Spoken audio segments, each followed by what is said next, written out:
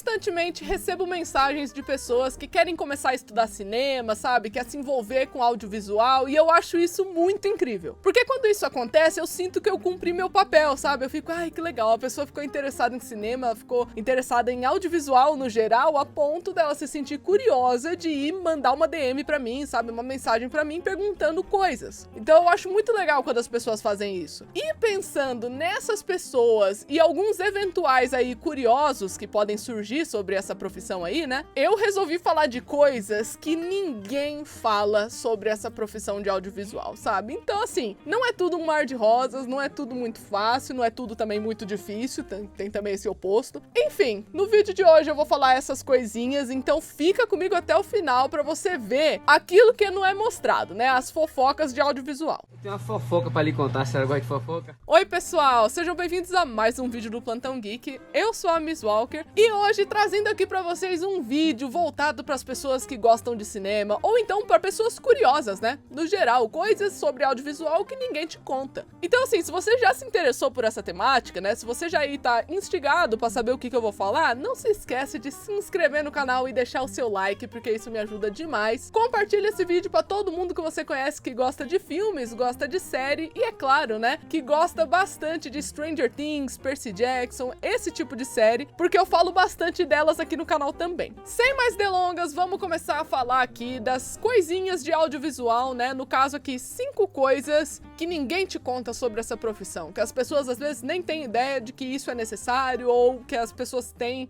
que cumprir algumas coisinhas e etc.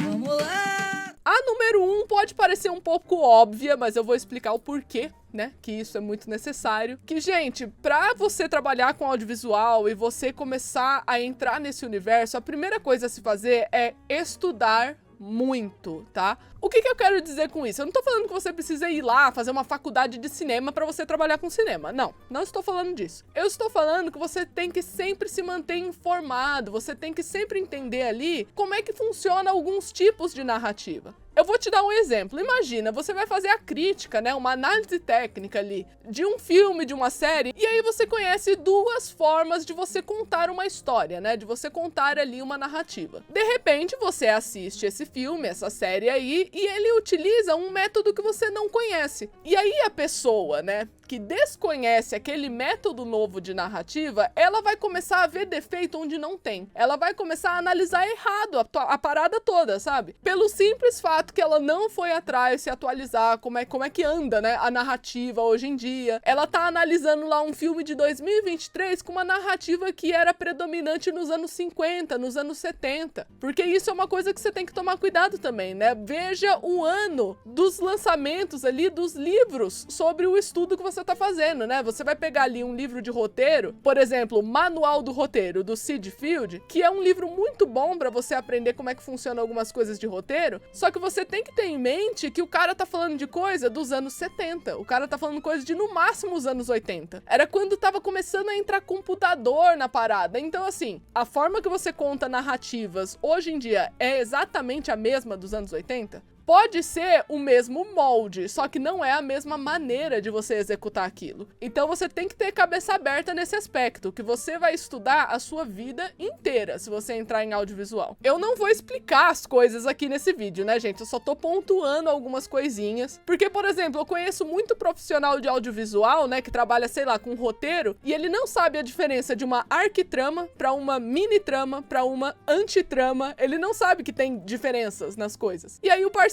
quer ir lá e trabalhar com análise de roteiro, sabe? Sendo que ele não estuda, ele não se informa sobre isso. Isso, inclusive, me leva pro segundo ponto muito importante aqui. Tem uma diferença entre crítico, cineasta e cinéfilo, tá? Essas 3 coisas aqui são diferentes. O cinéfilo é a pessoa que assiste muitos filmes. Você pode ser um cinéfilo, sem estudo nenhum. Ou seja, é uma pessoa que vai assistindo um monte de coisa, entendeu? É quase como se fosse um hobby dela. O cinéfilo, ele não tem conhecimento técnico da parada, ele somente assistiu muitos filmes, apenas isso. Agora, o crítico é uma pessoa que ela tem que pegar os pontos técnicos da parada e analisar muito friamente, ele não pode colocar as coisas pessoais ali. Isso, inclusive, é um grande pega-trouxa, se vocês forem, assim, perguntar a minha opinião. qualquer crítico de cinema, crítico de verdade, tá? Tipo, um real oficial assim, que fica usando palavras, né, termos como, olha, tal narrativa não me convenceu. Ah, eu achei bobo, eu achei não sei o quê. Quanto mais adjetivo o crítico usa, menos a sério você deve levar a crítica dele. Porque ele não tá analisando a técnica, ele tá analisando a capacidade pessoal dele de absorver aquele conteúdo. Então, por exemplo, o que é bobo? O que é bobo pra você pode não ser bobo pra mim. Como isso se aplica na crítica dele? O que tem a ver com parte técnica, a crítica dele? Se ele fala um negócio tipo, não me convenceu, às vezes o que te convence é o que me convence, e vice-versa, é uma coisa muito pessoal. Então já fica a dica aí, gente, quando vocês forem ver críticas e coisas assim, tipo, e a pessoa estiver deixando explícito que ela tá fazendo uma análise técnica, toma cuidado se a pessoa tá usando muito adjetivo, que aí possivelmente não é uma crítica, é uma opinião. Aí é completamente diferente, né? Tem essa diferença aí da pessoa fazer uma análise técnica, uma crítica de alguma coisa, do que a pessoa simplesmente estar dizendo a opinião dela. A opinião tá liberada, todo mundo faz, sabe? É uma coisa que você não precisa analisar tecnicamente nada, você vai bater um papo, normal. Mas aí, o parceiro que vai lá e fala, não, eu vou fazer uma crítica agora, e ele começa a socar adjetivo no negócio, tem alguma coisa errada aí. É verdade. Isso porque o crítico, ele avalia outras coisas, gente. Ele tem que avaliar outro aspecto ali, outro lado técnico do audiovisual. O que difere ele do cineasta, né? O cineasta é a pessoa que é formada em cinema ou então que trabalha diretamente numa produção de cinema. Então, por exemplo, um diretor de filme é um cineasta, porque é um cara que tá trabalhando ali, fazendo o filme acontecer. Então tem essas três diferenças aí, ó, de cinéfilo, de crítico e de cineasta. A gente tava falando aqui de uso de adjetivos e tudo mais, o que me leva pro terceiro ponto de audiovisual que muita gente não comenta, que é você ter que saber separar o seu lado pessoal e o seu lado profissional. Gente, isso aqui não pode entrar em conflito. Inclusive, isso é uma coisa que é exercitada, né, ou pelo menos deveria ser exercitada em toda a faculdade de audiovisual, porque ela tá preparando você para observar a parte técnica da coisa. Então é claro que a gente tem debates, né, em aula, né, eu falo isso por experiência própria, inclusive. A gente tem debates que envolvem opiniões, né, que aí a gente pode falar o que a gente achou com base no nosso gosto pessoal.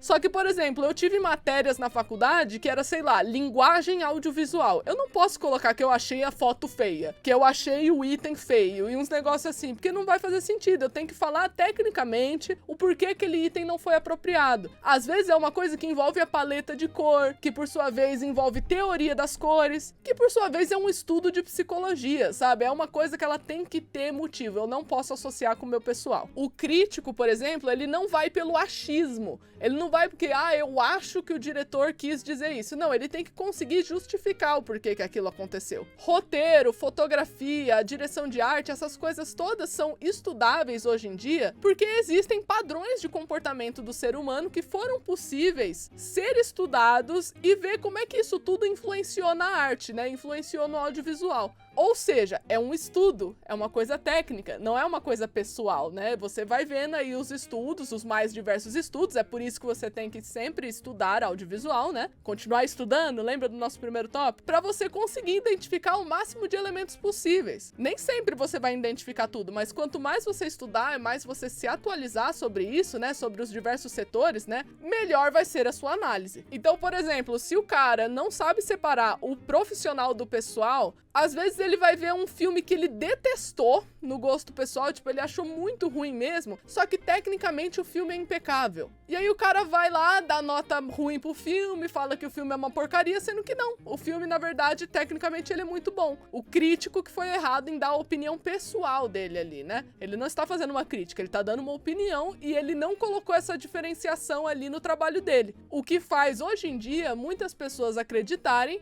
que o crítico é uma pessoa que dá pitaco em filme, dá opinião em filme, sendo que, em teoria, devia ser alguém que analisa tecnicamente o filme e tem que justificar a técnica dele, né? O cara não pode simplesmente ir lá e chegar e falar, então é que o filme é arrastado. Por que que o filme foi arrastado? O primeiro ato foi longo demais? Teve falha aí na sequência de beats, né, de cena? Explique por que que foi arrastado. Mas a grande maioria de crítico não faz isso, né? Porque hoje em dia, se você piscar, já tem 15 críticos de filme aí nas redes sociais. Sendo que muitas vezes são pessoas dando opiniões e não fazendo críticas. É muita falcatrua.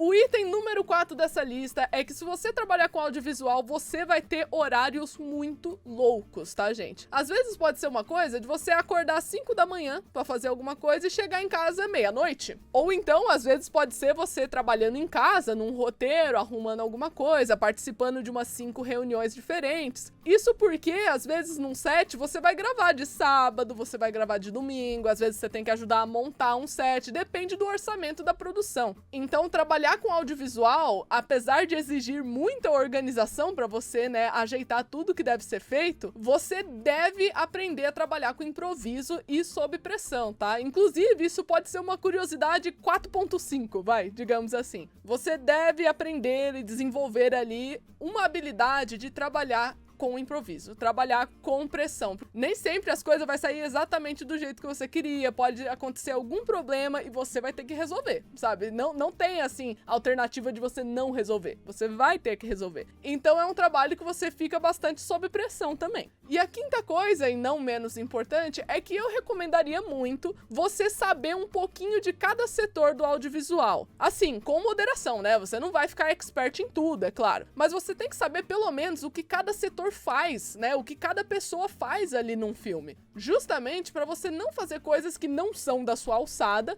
ou então alguém tomar decisões por você, né? E você acabar atrasando a produção por conta disso. Um exemplo rápido que eu consigo pensar aqui é, por exemplo, roteiros que tem descrição de movimento de câmera. Você fazer isso uma vez, duas, beleza, sabe? É uma coisa simples. Mas eu já catei roteiro na mão, gente, que tinha, assim, um parágrafo inteiro só especificando como é que aquela cena deveria ser feita. Isso daí não é trabalho do roteirista, isso é trabalho do diretor de fotografia, que vai resolver isso junto com o diretor geral. Então, possivelmente, esse roteirista aí, ele não tem muita noção do trabalho de todos os outros setores. E ele tá passando dos limites, pegando outro setor ali pra coisa, né?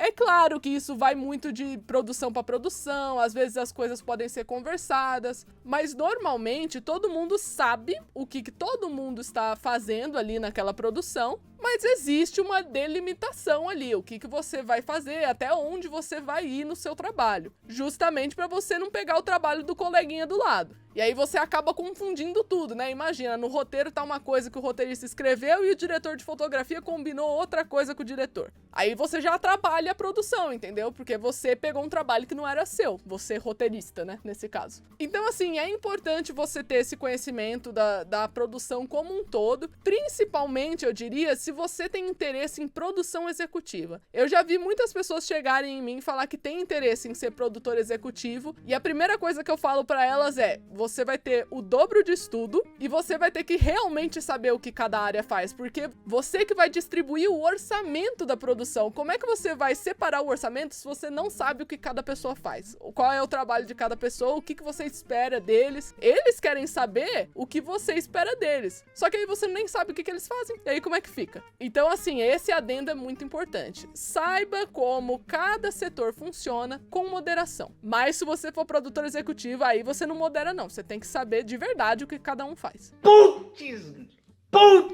estou lascado.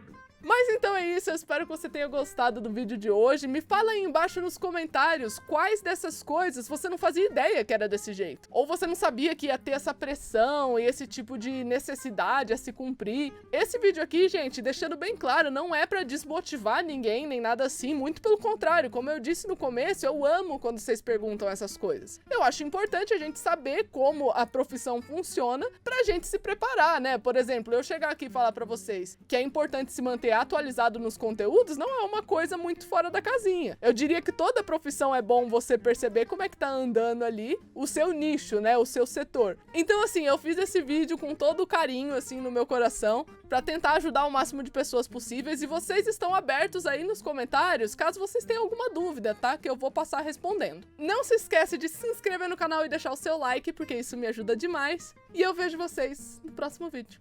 Tchau!